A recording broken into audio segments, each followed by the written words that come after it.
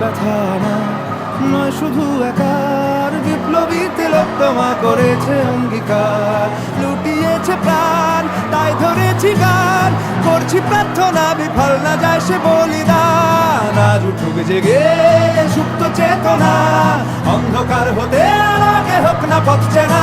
আর কবে আর কবে আর কবে আর কবে আর কবে আর কবে আর কবে চোখ মেলে তাকাবে।